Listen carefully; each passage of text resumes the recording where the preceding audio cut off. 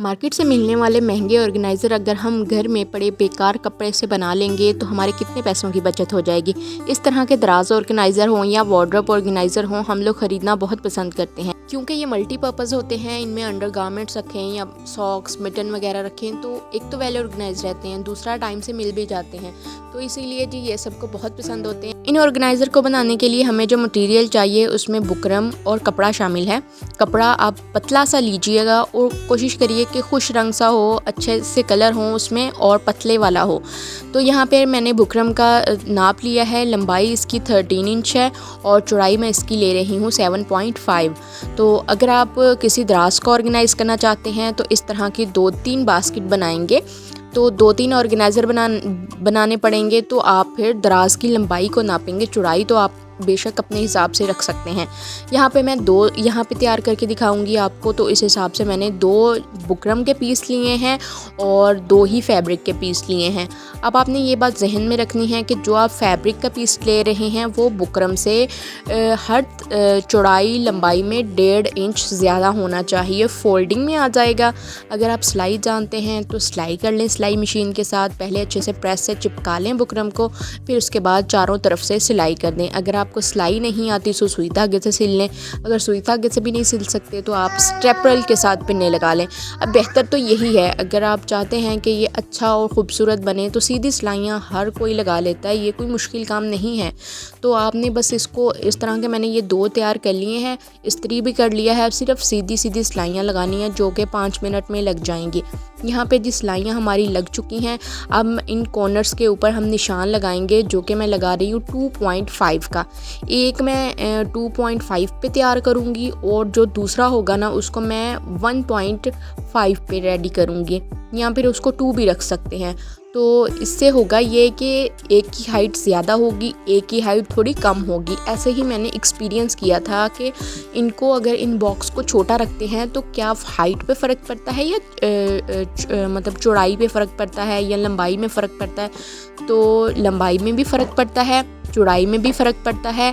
और ये है कि हाइट अच्छी हो तो आपकी चीज़ अच्छे तरीके से ऑर्गेनाइज रहती है।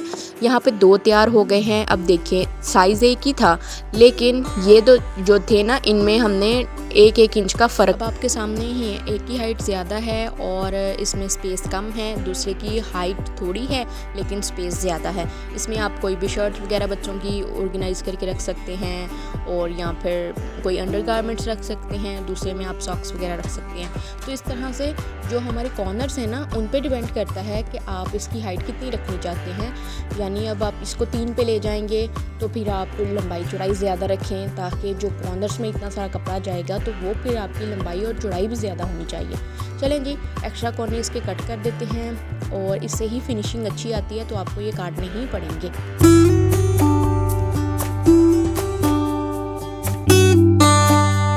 कॉर्नर्स कट हो चुके हैं, इसको सीधा भी कर लिया है हमने, तो आपके सामने ही है इसकी फ़िनिशिंग कितनी अच्छी आई है। बुकरम से बनाएंगे तो फ़िनिशिंग बहुत अच्छी आती है। अगर आप चावल वाली आटे वाली बोरी से बना भी सकते हैं लेकिन थोड़ी ढीली बनती है, इतनी अच्छी फ़िनिशिंग नहीं आती है। इसको मैं आपको दराज में भी रख के दिखाती हूँ कि आप अगर 3-4 बना के दराज में रख लेंगे ना तो ये फ़िट आ जाएंगे दराज में, बिल्कुल फ़िटेड ऑर्गेनाइज़र बन जाएंगे और आप इसमें कुछ भी ऑर्गेनाइज़ करके रख सकते हैं। तो यहाँ पर जो है ना इसकी साइडों पे इस तरह तय बिठा लेंगे और एक लाइन बना लेंगे। इससे ना इसकी जो साइडें हैं ना वो खड़ी रहेंगी, इधर उधर ढिलकेंगी नहीं, क्योंकि है तो ये बुकरम ही। तो ये देखिए आपके सामने ही है। अब मैं आपको ये दराज में रख के दिखाती हूँ। आप इनको दराज में भी रख सकते हैं, किचन में भी कहीं रख सकते हैं कुछ ऑर्गेनाइज़ करने के लिए, किचन टॉवल वगैरह डाल के रख सकते हैं। इसके अलावा हमारी आदत बनी हुई होती है कि हम लोग ना चाहते हुए भी अवन पे काफ़ी सारी चीज़ें जमा कर लेते हैं, उसके ऊपर भी हम रख सकते हैं कोई ना कोई छोटी मोटी चीज़ें रखने के लिए, उनको ऑर्गेनाइज़ करके रखने के लिए। या छोटे मोटे साशे वगैरह होते हैं केचप के, ग्रीन टी के, तो उनको भी ऑर्गेनाइज़ कर सकते हैं।